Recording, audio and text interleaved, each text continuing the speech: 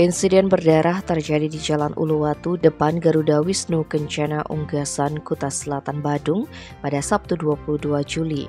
Seorang pria bernama Sekundus Osin Amkin, 26 tahun, menjadi korban penikaman oleh orang tak dikenal.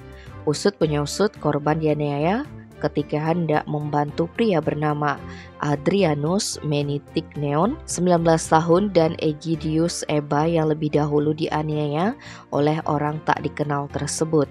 Hal ini dibenarkan Kapolsek Kuta Selatan Kompol Nyoman Karang Adi Putra yang dikonfirmasi pada Minggu 23 Juli.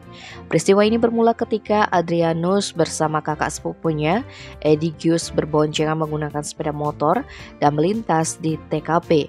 Namun setibanya di depan GWK, ada pria yang tidak mereka kenal tiba-tiba memukul mulut Egidius dengan tangan kosong. Melihat kakak sepupunya dikasari, Adrianus lantas memanggil Sekundus sehingga datanglah pria asal Kecamatan Insana, Kabupaten Timur Tengah Utara, Nusa Tenggara Timur itu ke TKP dengan maksud membantu. Saat korban melerai pertikaian di sana, ia malah ditikam oleh pelaku menggunakan senjata tajam jenis pisau pada bagian lengan.